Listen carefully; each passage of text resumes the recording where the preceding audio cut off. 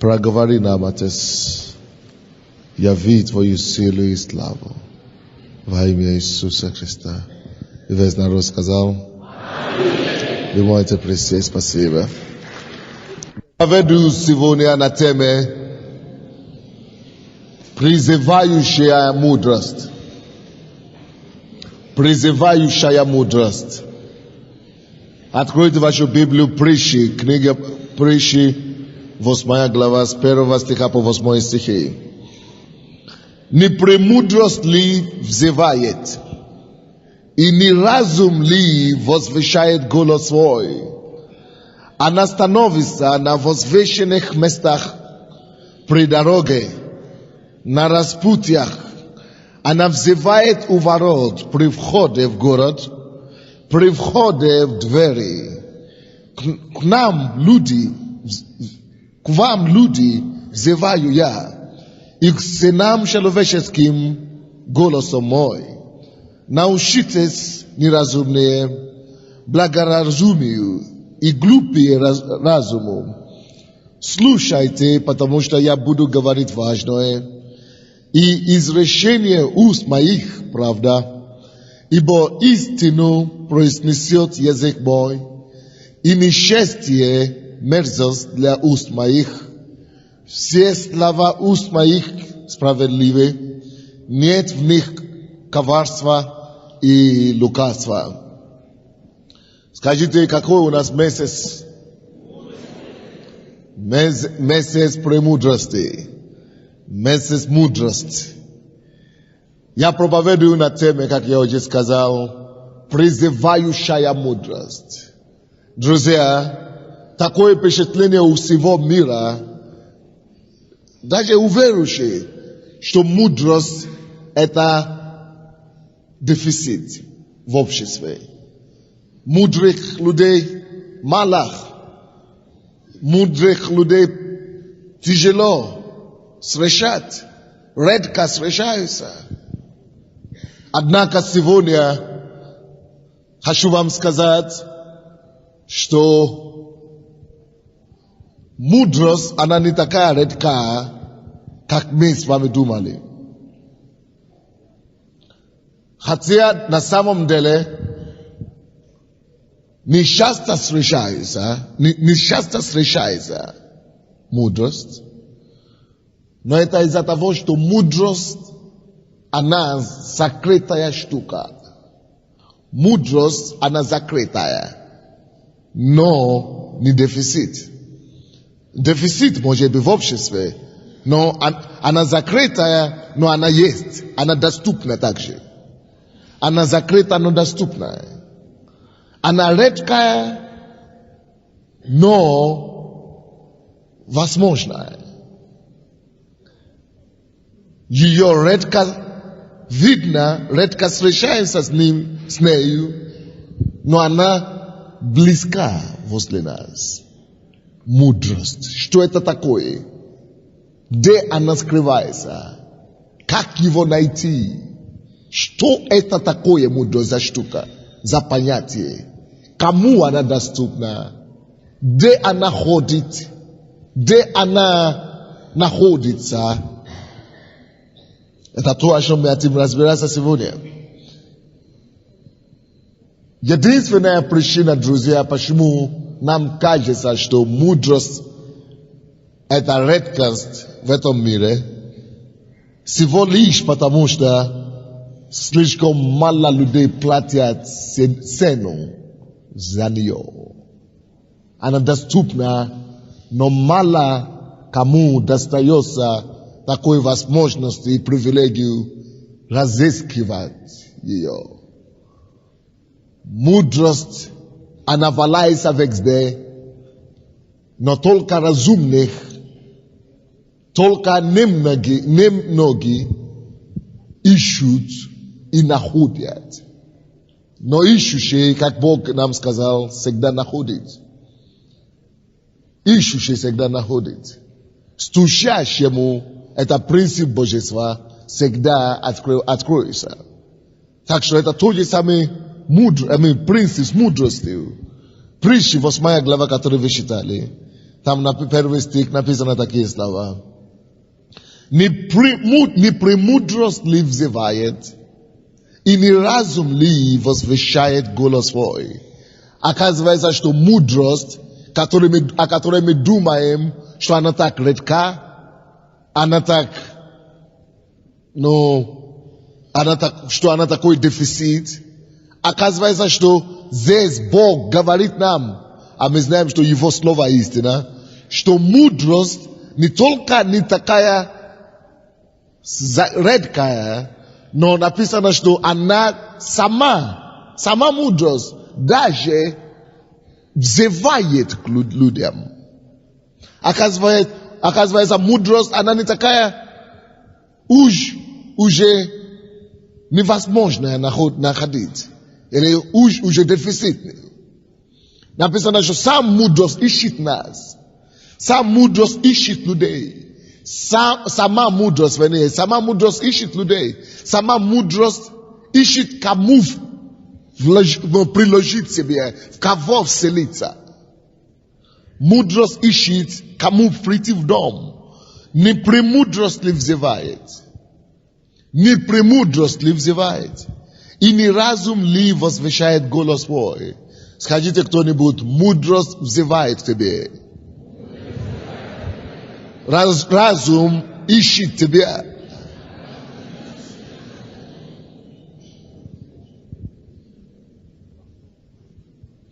Вокруг нас каждый день мы встречаемся с мудростью. Но наша проблема в том, что мы не знаем, как она выглядит. Вы можете встречаться с великим человеком каждый день и не знать об этом. Вы можете встречаться с мудростью на каждом пути и даже не догадываться, что это с мудростью вы столкнулись.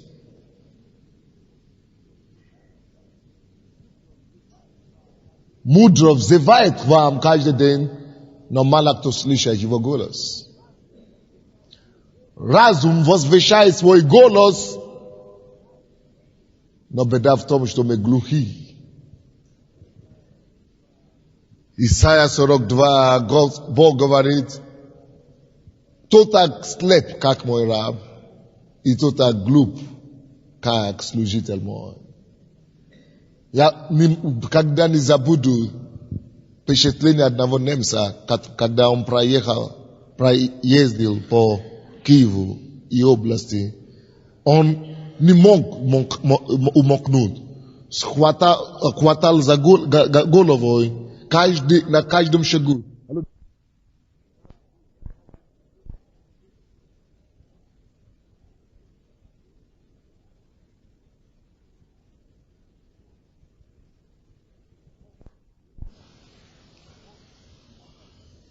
Он хватает за голову и говорит, Боже мой, какое богатство, по Киеву ходит.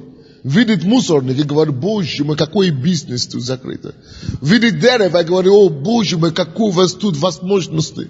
Видит, ходит по улице и говорит, Боже мой, люди не видят, из чего можно делать здесь деньги. Мудрость стоит и взывает.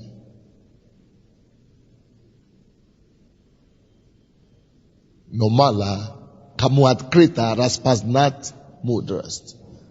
Разум взывает, но немногие имеют уши, чтобы слышать разуму. Я удивлялся сам. Сидел рядом с ним и говорю, где же эти все богатства, которые говорю? Он говорит, везде есть возможность здесь зарабатывать. Но проблема в том, что мы не знаем. Мы думаем, что все плохо, и все некуда деться, нечем заниматься, нету работы. А человек говорит, что здесь сплошной работы. Сплошной миллионы. А мы думаем, миллионеры, наверное, прямо с неба бросают, но рождаются. Надо только видеть. Допустим, кто-то слышал, у вас столько абортов в этой стране. Одна из самых высоких в Европе уровня аборта. И кто-то говорит, что ну это же счастье кому-то. у кого есть разум. Потому что если у кого-то есть голова, он бы нашел клинику и прием. Вешал бы объявление за 200 гривен в газете, что я начинаю служение консультации для всех, которые хотят делать аборт. Или после аборта. Консультации. Платные и бесплатные. И бы зарабатывал миллионы. Потому что миллионы женщин делают это. Даже если по рублю. То же самое. Кто-то говорит, что у вас столько проблем семейных в этом обществе. И ни до кого не доходит. Что с этого можно столько денег иметь. Назовите его институт по семейных отношениях. Институт никому не доходит. Даже когда они меня слушают сейчас, все равно не доходит. Институт семейных отношений. Сделай объявление. Повесь у себя в квартире на улице. Институт семейных отношений. Какие вопросы? Перечисляй 20 вопросов, касаются семей. И у тебя паломничество начинается. А мы думаем, поймите, мудрость везде лежит. Там, где проблема, там и возможность состоится.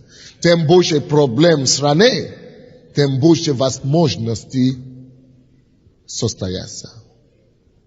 На Западе, там, где уже экономика, уже развита все, тем меньше проблем, тем труднее вещи. Кто-то из вас думает, вот я поеду в Америку или в Израиль или на Запад, там я буду жить весело. Обмани себя дальше. Вот я только что приехал из Израиля, они там плачут больше вас тут. Потому что если тебе твои глаза не открылись здесь, там не откроются. Там еще тупее станет там. Поэтому мы ходим в церковь. Поэтому Бог учит нас, чтобы мы были разумный народ. Народ, обученный Господом. Мудрость взывает. Мудрость возвещает голос свой. 2 стих.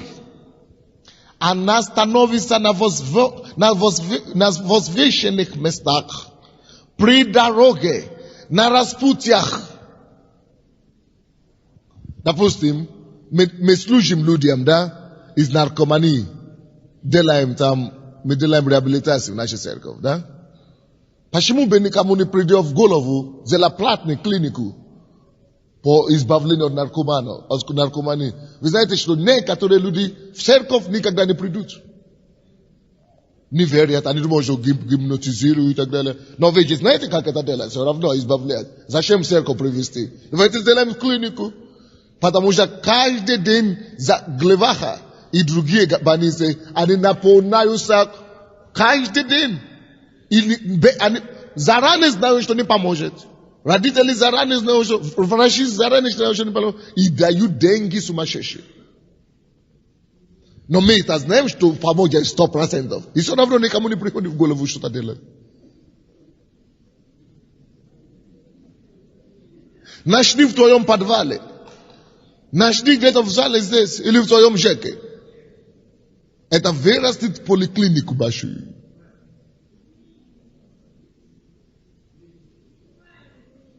Допустим, есть некоторые, которые верят, что если это бесплатно, как мы в церковь, значит это фальш. Нет, это не может быть. Они хотят только платить. А вы здесь сидите.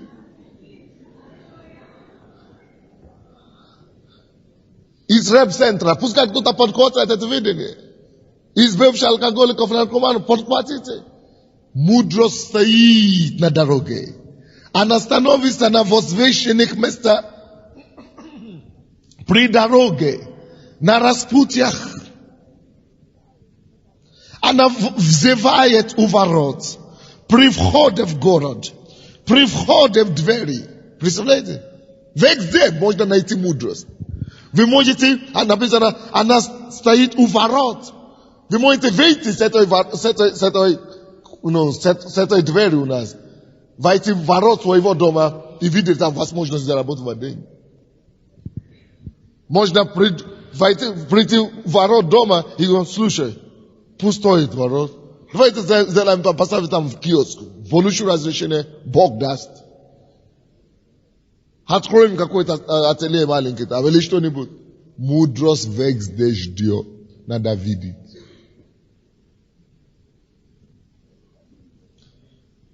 При входе в город, при входе в двери, и там мудрость. На улице мудрость взывает. К нам люди взываю я, к вам люди, мудрость сама уже говорит здесь. К вам люди взываю я.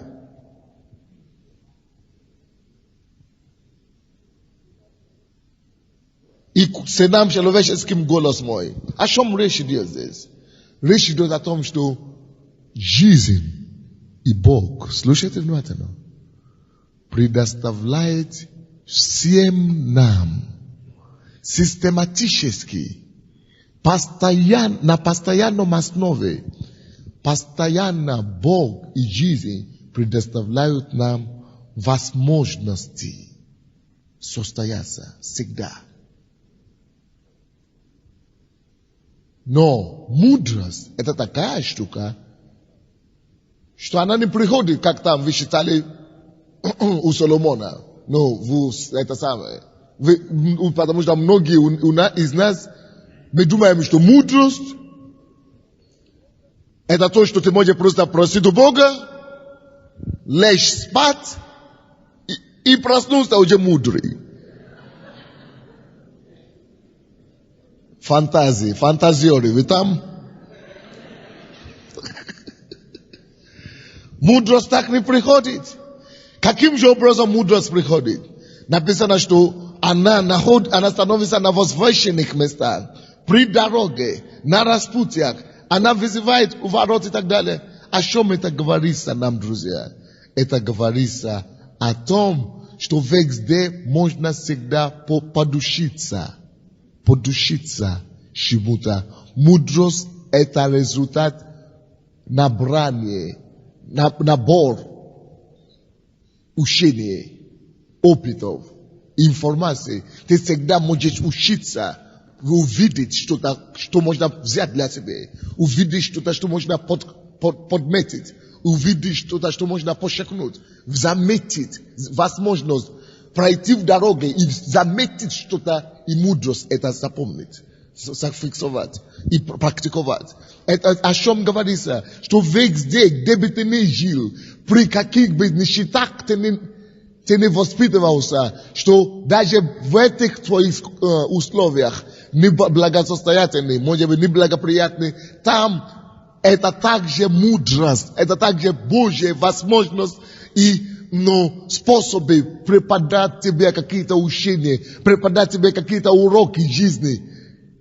Мудрость – это способность из чего ничтожного привести драгоценного, или как мы говорим, извлечь драгоценного. Из ничтожного вроде бы.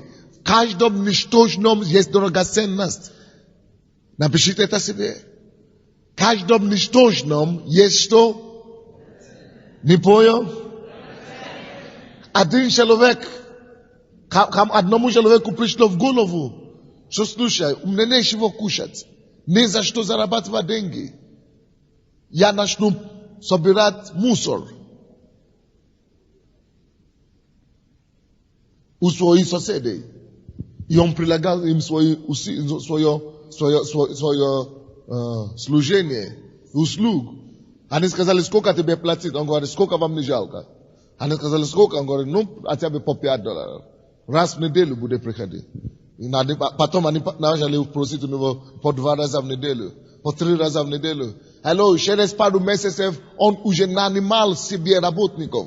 Он находил бомжей на улице. И говорит, я буду вам платить, давайте будем работать вместе со мной. И он уже не носит мусор. Его бомжи уже носят мусор. Он уже платит им зарплаты. И теперь у него одна из самых крупных частных фирм по уборке мусора. На Украине здесь нет еще частных фирм по уборке мусора. Никто никому не пришло в голову грязь, не престижно, а человек стал миллионером. Что это такое? Жизнь предоставляет всем нам возможности. Нам не за что жаловаться на судьбу. Мудрость взывает, мудрость взывает, мудрость взывает. Почему у нас много проблем бывает в жизни? Слушайте, и особенно у верующих. Бог постоянно будет допускать у вас в жизни тупики, если вы просто так не будете способны видеть и слышать, и взять, и учиться. Тем более, что нам так повезло, что мы можем прийти на проповеди, получить такие откровения. Эти вещи, которые мы говорим вам в Библии, хороший путь, кратчайший путь мы можем достичь, мы можем получить их и состояться. Люди в миру, они всю жизнь учатся.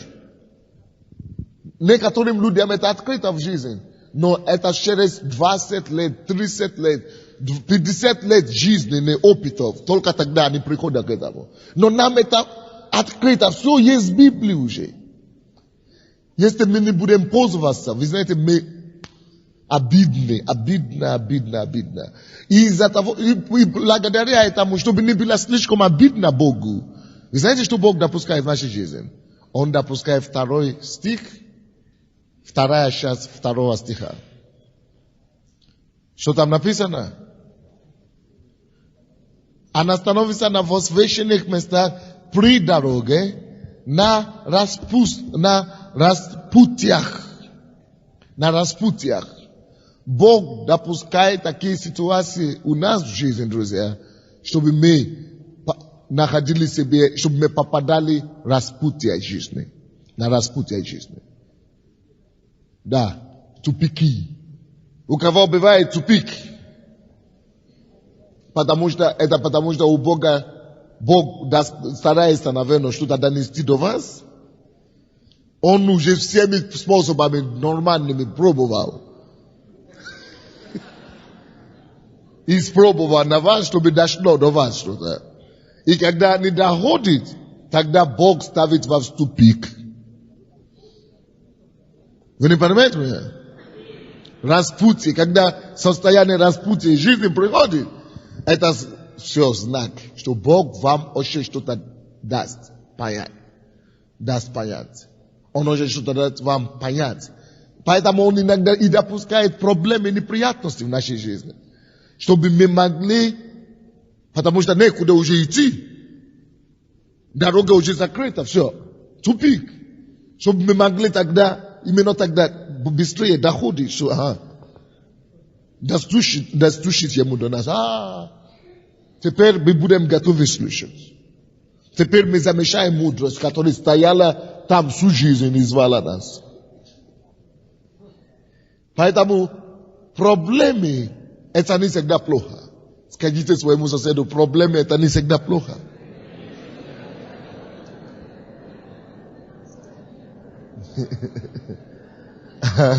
Скажите кому-то, слава Богу за проблемы. Потому что иногда это единственный способ, через который Бог может донести до нас разум и мудрость. Иногда это единственный путь и способ, через который Господь может достучаться до нас. Иногда это есть единственный способ, как мы можем заметить жизненные мудрости. Иногда это единственные пути, как нас спасти вообще. Иногда это единственный способ, как нас избавить от гибели. Но зачем вам этим путем идти, когда можно запросто принять Словом Божьим? Слово Божье. Вот почему написано Притчи 1:7, что начало Mudrost это страх Божий. Если вы будете уже сейчас бояться Бога, идти к Нему, служить Ему и делать все, что говорит нам Слово Божие, это уже начало мудрости. Все, вы избежите столько неприятностей. Вы избежите столько неприятностей, друзья.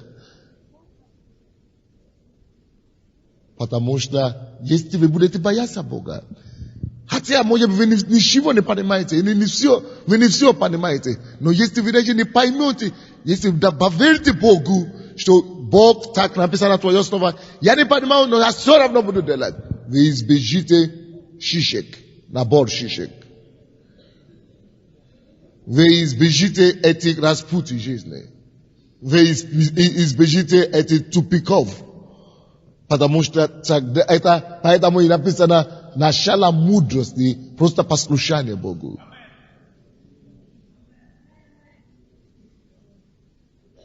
Это спасет вас. Потому что если вы уже умудритесь по себе, тогда Бог допускает эти распутия, чтобы мы могли услышать Его голос, чтобы мы могли остановиться в наших путях. Аминь. Я говорю о том, что мудрость есть у вас при дороге, на пути домой, на ваши пути на работу, на ваш путь в школу, в институт, у вашей соседей. Можно учить мудрость. У вашей жены.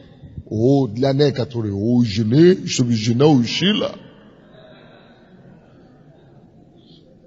Вот поэтому вы будете набивать шишки и набивать. Потому что мудрость везде есть, и у ваших детей, двухлетнего ребенка, у него вы будете учиться. Мудрость везде взывает к нам. Притчи, 2 глава. Притчи, 2 глава. 4 по 6 стихи. Притчи 2, 4 по, 3 по 6 стихи. 3 по 6 стихи. Если будешь призывать знание и взывать к разуму, друзья, что нужно делать со знанием? Призывать. А с разумом взывать. Бог ожидает, чтобы мы проявили жажду, проявили инициативу, искать знание. Написано, что мудрость стоит у возвышенности. Вы знаете, друзья, мы каждый день проходим через книжные ларьки. И думаем, у меня 5 гривен осталось, я колбасу хотел купить. Зачем? Эти книги, сколько их можно купить? У меня уже. Зачем? Эти кассеты, зачем? Я лучше. Мы заживаем свою совесть, зажженную совесть, специально, чтобы закрыть уши на мудрость, чтобы не слышать его зов. Мы видим, люди идут купить, мы отворачиваем лицо. Мы думаем, что мы кому-то делаем зло. Мы думаем, что мы себя сохраняем. Но мы утопаем себя. Топим себя. Мы топим себя в жизненных бедах. Книги, возможности учиться, кассеты. Это же мудрость взывает к нам. Это мудрость взывает к нам. Аминь. Однако же то, что дьявол нам не говорит, когда он увозит нас в сторону, это то, что ты послушаешь. Потом возвысит тебя, оденет тебя прекрасный венок, прославит тебя, украсит и даст тебе обширное процветание. Но дьявол тебе это не говорит. Закрывай твою жизнь. У тебя нет беды. Все равно уходи. Ну зачем тебе? Ты уже одно считал, ты уже другое считал. Дьявол увозит от мудрости. Каждый раз, Когда вы проходите через книги, через кассеты, и вам не хочется смотреть, вам не хочется взять, знаете, что лукавого приступил к вам. Лукавый. Потому что это мудро взывает. Это мудро взывает. Это мудро взывает. И наша реакция должна быть соответственной. Написано, чтобы если ты будешь призывать разум, и взывать к знанию, если ты будешь призывать знание и взывать разуму, Бог хочет, чтобы у нас было притяжение одно и то же, к мудрости, к знанию. Это должна быть сила, которая притягивает нас. Майс Монро будет здесь в понедельника. Я думал, если бы я был на вашем месте, я бы просил прощения на работе. Я бы за свой счет ушел. Вот, чтобы идти и слушать на 3 служения. Каждый день будет 3 служения. Только понедельник будет одно служение вечером. И вторник, среда будет 3 служения каждый день.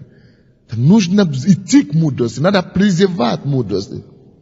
Послушайте дальше. Если будешь призывать знание и взывать разуму, если будешь искать его, скажите, искать нужно разум. Искать нужно мудрость. Если будешь искать его как серебра и отыскивать его как сокровище, оказывается, нужно искать. Нужно проявить интерес. Многие из нас, мы любим искать золото, серебро, как где подработать, где что. Но есть что-то, что дороже золота. Есть что-то, что ценнее серебро. Многие из нас 8 часов в день тратим на работу. Это хорошо. Но мудрость ценнее. Мудрость потом научит вас работать нормально.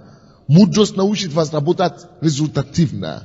Мудрость, знание, научит разум, научит вас как пользу. Как извлечь пользу с работы. Как работать с головою, чтобы она имела максимум успеха. Кто-то может работать 12 часов, и ту же самую работу другой сделает за 2 часа. Какая разница? Что он знает? Что человек знает? Поэтому сначала мы должны искать мудрость. Сначала искать разум и познание. Тогда мы сможем наилучшим образом осуществлять работу и быть результативны. Алло, вы не можете ходить мудрости и не быть продуктивным. Если вы не продуктивны в вашей жизни, это первый признак, что вы не ходите в мудрости, что у вас не хватает разумения. Напишите это себе. Многие не хотят это слышать. Если у вас нету продуктивности, нету прибыли в жизни, нету благополучия в жизни, это не потому, что Бог вам не дает, или Бог не хочет дать. Бог дает всем одинаковые условия. Но это просто потому, что вы ходите в немудрости, вы не ходите в разумении и познании. Вы за забором остались. Не дай Бог. Ищите мудрость, ищите знание, ищите познание, друзья. И вы сделаете такой толчок вперед. Потому что только люди разумения, только люди мудрости господствуют. Написано, что рука прилежных будут господствовать. Будет господствовать. Только руки прилежных господствуют. Будьте прилежны в том, чтобы искать мудрость. Прилежны в том, чтобы знание, которое вы приобретаете, чтобы в действие принести пользу, действие. Если ты будешь искать, как золото, видите, как люди ищут золото и серебро, шахты. Люди лезут туда, они копают там, становятся черные, как я. Это и то там не найдут золото, они нефть только найдут, или топливо найдут. А люди еще круче ищут золото, более круто ищут золото и серебро. Но Бог говорит, что вот так, вам пример, как вам следует тратить усилия, чтобы искать знание. Не с даже никакое усилие не тратим. Кто из вас месторождение копал, чтобы искать знания? Никто. Нам легко.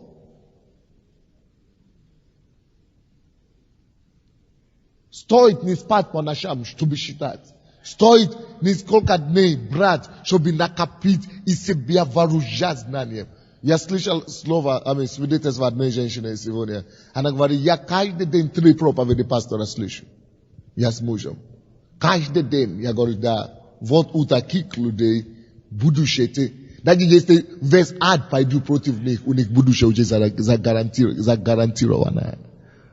Потому что они закладывают свою будущность. Потому что когда ты приобретаешь, ты можешь потом практиковать.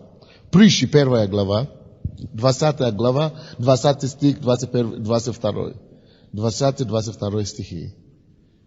Премудрость возглашает на улице. На площади возвещает голос свой. Представляете себе? Премудрость возглашает на улице. На площадях голос свой возвещает. В главных местах собраний проповедует. При входе в городские ворота говорит речь свою. Проповедь — это премудрость. Доколе невежды будете любить невежество. Доколе буйные будут услаждаться буйством. Доколе глупцы будут ненавидеть знание. Бог говорит, что люди, которые ненавидят и не идут за знанием, это кто? Глупцы. Скажите себе, я понял, чтобы не был глупым. Даже вам тяжело повторять. Чтобы не быть мне глупым, я должен искать знание. Полюбить его. Полюбить знание. Это мой путь к мудрости. Напишите себе определение мудрости.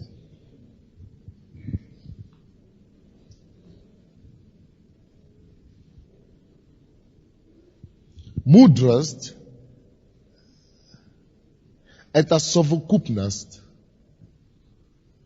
приобретенных знаний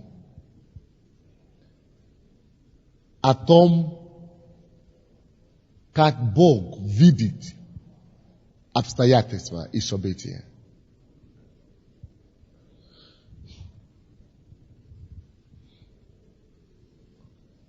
Мудрость — это совокупность приобретенных знаний о том, как Бог видит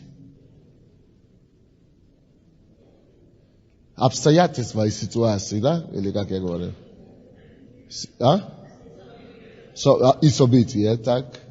Обстоятельства и события. И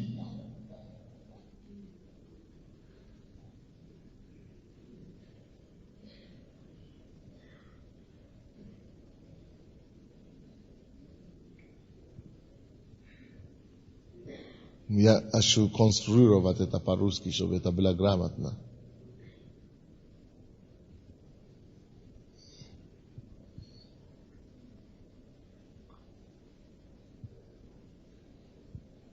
Чтобы, я хочу сказать, что то есть ты видишь совокупность приобретенных знаний, это самое, да? Как Бог видит Божий взгляд, и ты потом, человек потом это упражняет в своей жизни. Как? Применять. Так? Применяя к себе. Вот. Применяя все это к себе. Так.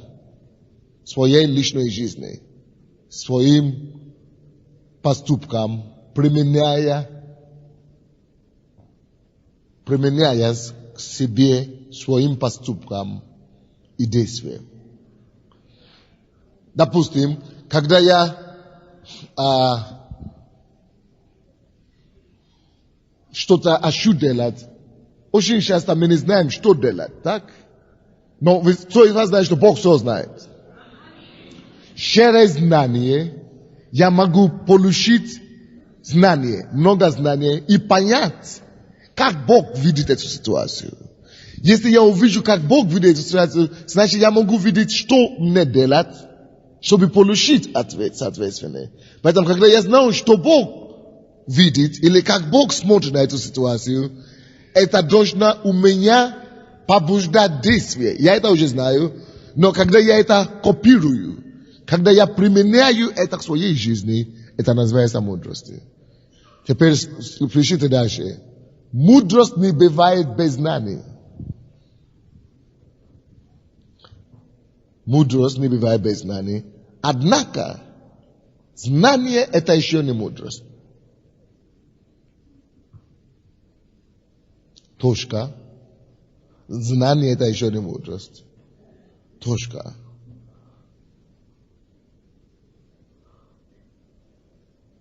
Мудрость, однако же,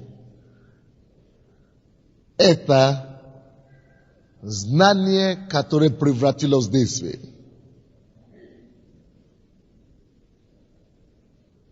Это знание, которое превратилось в действие. Это знание, которое имеет соответствующие реакции, или не реакции, как поступки, да? Соответствующие поступки. Знание, которое имеет соответствующие поступки. Давайте я вам покажу пример мудрости, определение примера мудрости в Библии. Иаков, 1 глава. Иаков, 1 глава. Послание Иакова, 1 глава, 22 по 25 стихи. 22 по 25 стихи. Вы нашли Иакова, да? 1 глава. Читаем. 22 по 25 стихи. Будьте же исполнители слова, а не слушатели только, обманывающие самих себе. Скажите, пожалуйста, где мудрость в этом стихе? Еще раз читаю, потому что не уверенно ответ пришла. Будьте же исполнители слова, а не слушатели только, обманывающие самих себя. Где в этом стихе мудрость? Какое слово? Так, кто-то говорит исполнители, а кто-то говорит слышание и исполнять. Слышание и исполнение. Так, однако мудрость это то слышать или приобрести знание, это не законченный процесс мудрости. Так, законченный процесс, совершенный вид мудрости, это исполнение приобретенное знание. То есть, поэтому Бог здесь стремит, и когда Бог здесь говорит нам, будьте исполнители, а не слушатели только, и я это говорю постоянно, когда после проповеди, Бог этим говорит нам, что, друзья, послушайте, когда я вам проповедую, когда я вам говорю Слово Божье, я не только учу вас теории или доктрины, я не просто вам преподаю учение, я не просто хочу, чтобы вы знали много чего, информации. Нет! Моя цель, хочу сделать вас мудрыми по жизни, то есть исполнителями. Как то цели моей проповеди к вам, цели моего послания к вам, цели проповеди наши, послания наши, учения наши к вам, это сделать вас не только разумными, но мудрыми, великими. Мудрые люди правят землю. Потому что написано, мною цари царствуют, и начальники издают что? Правду. Законывают правду. Мудростью начальники начальствуют. Поэтому, чтобы начальствовать и чтобы стать великим в этом мире, необходимо наличие мудрости. Чтобы царствовать в этом мире, в любой области, в экономике, в науке, в любой области, только мудростью это получается. И Бог говорит, я вам говорю проповедью. А как стать мудрыми? Не слушать проповедь только. Набирать информацию, голова станет толстым. А упражняться. Вот как это пастор сказал Василий однажды, Виталий. Я однажды пару на тоже однажды говорила. Что когда они пишут, они говорят, когда мы пишем проповедь, мы пишем, не просто, вот как многие из вас пишут конспекты. Вы просто конспектируете слово к слову, то, что я говорю, и все. А надо было еще там писать, а что мне делать? Какие мои шаги? Где мне исправиться? Что я еще не делал, что я должен делать? Как это относится ко мне? Что мне приобрести? Что это мне дает? Но что мне изменить в себе? Такие вещи, вы должны тут же применять это к себе. Как это относится к моей семье? Как это относится к моей личной жизни? Что я еще не делаю? А как это поможет моей работе? Как это поможет мой бизнес? Как это поможет моим детям? Вот что значит мудрость. Итак, вы пишете конспект, у вас будут вот такие тетради, полка целая, и вы уже забили все, и вам не поможет, вы такие, как пришли, такие останетесь. И об этом нас предупреждает здесь Бог. И говорит нам Бог, не будьте же исполнители слова, а не слушатели только, обманывающие самих себе. 23 стих. Ибо то слушает слово и не исполняет. Кто слушает, кто и не исполняет, тот подобен человеку, рассматривающему природные черты лица своего в зеркале.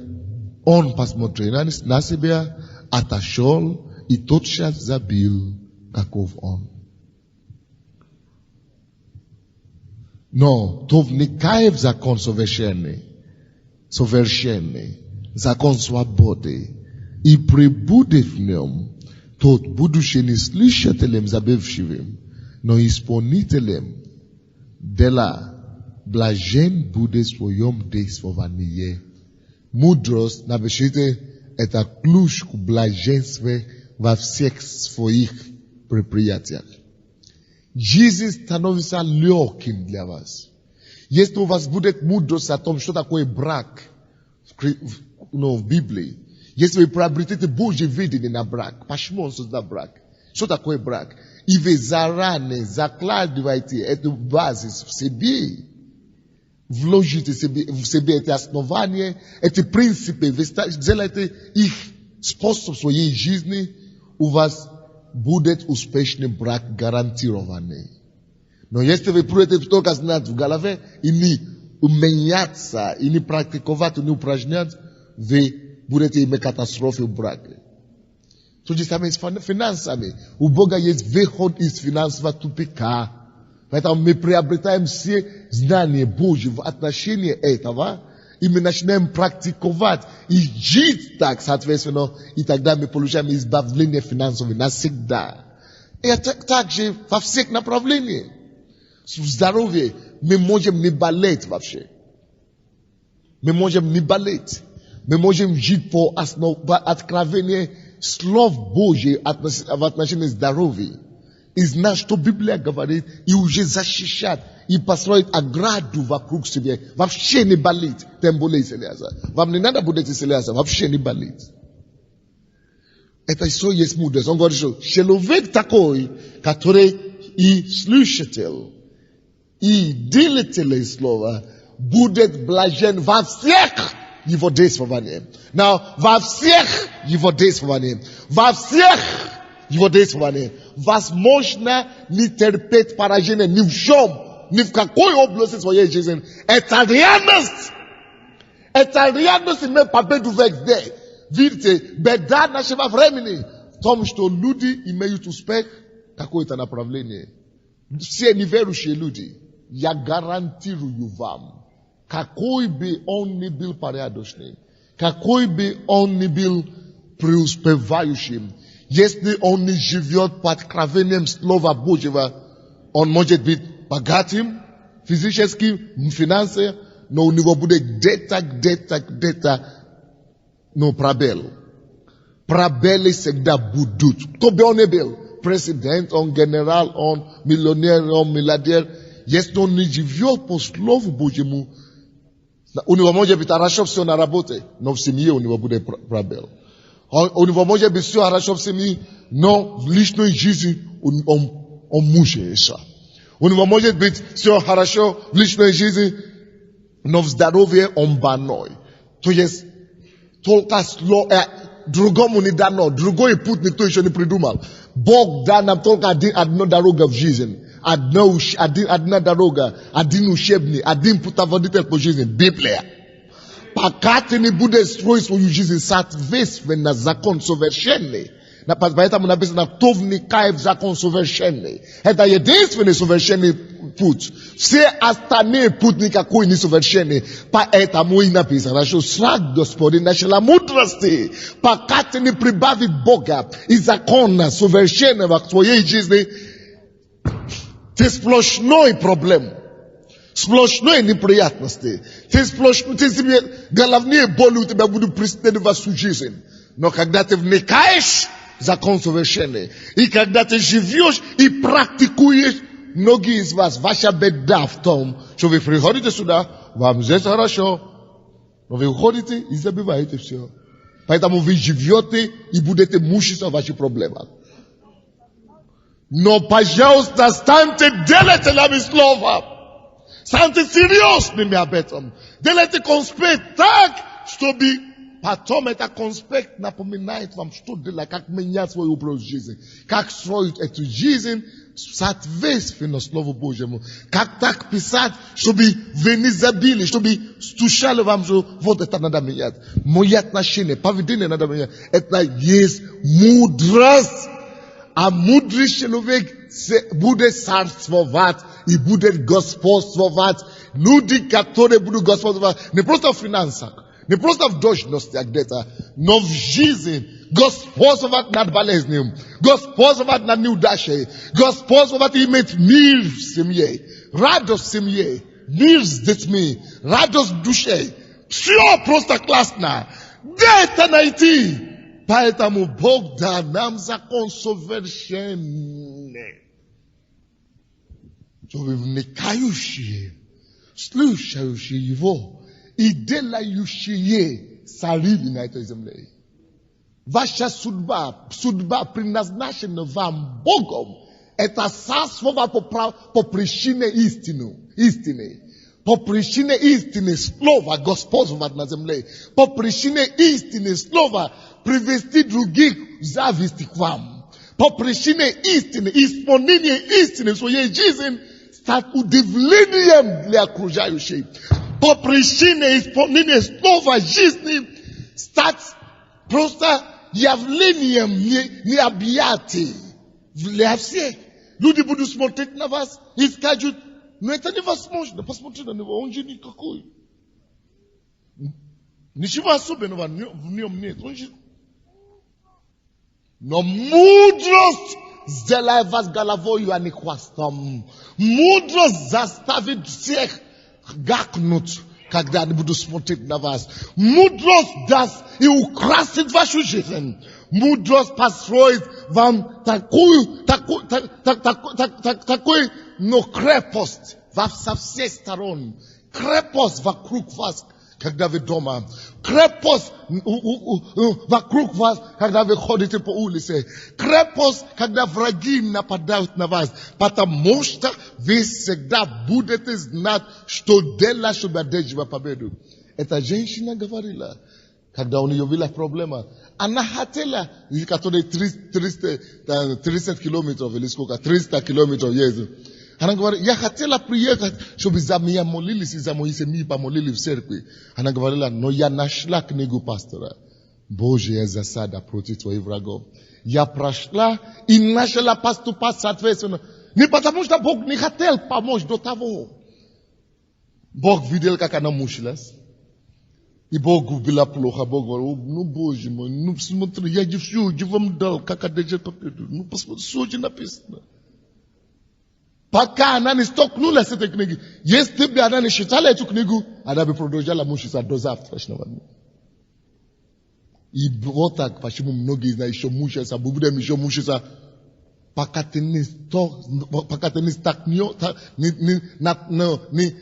столкнешься, не придешь к какой-то истине, которая вот.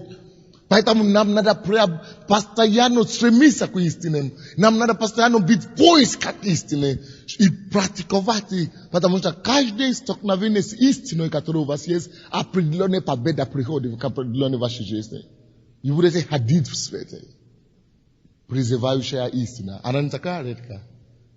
Призывающая мудрость. Она не такая редкая. Мудрость, она стоит где призывает вас. Но имеет ли вы уши, чтобы слышать? Есть ли у вас глаза, чтобы видеть? Давайте склоним нашу голову, будем молиться. Скажите Богу, помоги мне. Я хочу отправиться в путешествие за мудростью, Господь. Путешествие в Твоем Слове за мудрость. Путешествие за мудрость. Я хочу отправиться на путь. Поиск за мудрость. Поиск, Господь, за разумение. Хочу приобрести мудрость. Хочу, Господь, видеть, заметить. Открой мои глаза, Господь. Открой мои уши, чтобы слышать.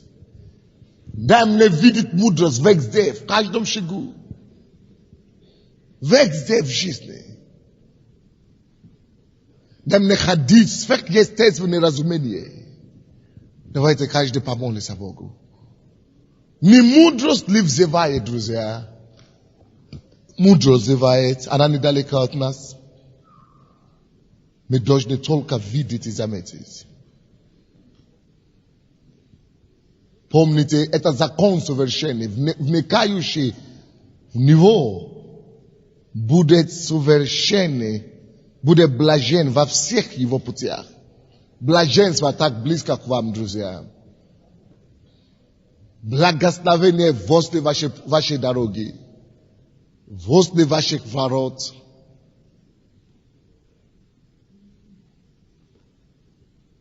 Примите решение качественное сегодня, что вы отправите на путь поиск разумения и мудрости.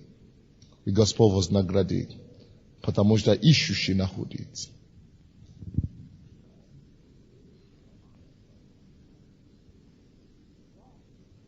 Написано, к вам люди взываю я, мудрость говорит.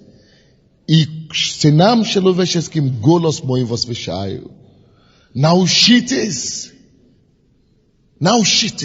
разуму, благоразумению. Слушайте, потому что буду говорить важное. Мудрость всегда говорит только важное. Пустых слов нету мудрости. Он говорит, из решения уст моих правда. По пути правда только мудрость может вести нас, друзья. Чтобы не заблуждаться. Можно так жить, друзья, чтобы не заблуждаться вообще. Можно так жить, чтобы всегда на 100% в точку всегда попадать. Точку всегда попадать. Чтобы не блуждаться туда направо-налево. Скажи Богу, я не хочу больше блуждаться направо-налево. Я не хочу больше тратить годы. Я не хочу больше набивать шишки. Помоги мне приобрести мудрость. Помоги мне, Господь, найти разумение. Молитесь Богу о себе.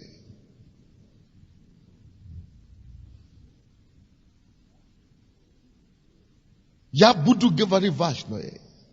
Из решения уст моих правда. Ибо истину произнесет язык мой. Мудрость всегда ведет вас по пути истины. Мудрость всегда дает вам истину. Оно никогда не обманывает. Мудрость всегда вам говорит, подсказывает, что правильно. Друзья могут обманывать. Соседи могут обманывать. Даже супруги могут обманывать. Дети могут обманывать. Но мудрость всегда будет вести вас по истине и учить вас истину. Она говорит, и несчастье, мерзость для уст моих. Для мудрости нет ничего подобного несчастья. Или ложь, или неправда. Несчастье, она чужда мудрости. Она чужда мудрости. На работе вы всегда будете знать, где истина, где неправда. Бизнес, контракты, ваши деловые отношения, вы всегда будете знать, какой контракт подписывать, какой не подписывать. Вы всегда будете знать, кому идти или кому не идти. Эта мудрость будет направлять ваши пути. Мудрость будет направлять ваши пути по работе, по семье, как строить семью, как воспитывать детей. В отношении с супругой. Мудрость будет всегда направлять вас. Потому что она говорит, все слова уст моих справедливы. Нет в них коварства и лукавства. Я буду молиться, чтобы Дух мудрости пришел к нам. Церковь, кто хочет, чтобы Бог дал ему монтию мудрости, положите руку на сердце, одну руку. Положите руку, пожалуйста, на себе. Если вы хотите, чтобы Господь открыл ваши духовные глаза к мудрости, чтобы это слово сегодня стало вашим. Давайте закройте ваши глаза. Господь, какие бы ни были проблемы этих людей, Твоей властью я снимаю с них. Молюсь, чтобы они убедились в результате измененных жизней. Чтобы с этого дня они увидели Твою помощь. Мы услышали сегодня, Господа, мудрости. Возьмите одну руку, положите одну руку на себе, вторую руку к Богу. Поднимите. Мы молимся. Сестра София и Лидия, вам не надо быть таким детскими. Станьте и сделайте то, что мы говорим вам. Сестра София. Я прошу вашу репутацию перед сердцем, потому что вы вызываете. Одну руку на себе, другую руку к Богу. Вы хотите, чтобы Бог дал вам мудрость. Дух мудрости, чтобы пришел. Господь, мы говорили Твое Слово сегодня.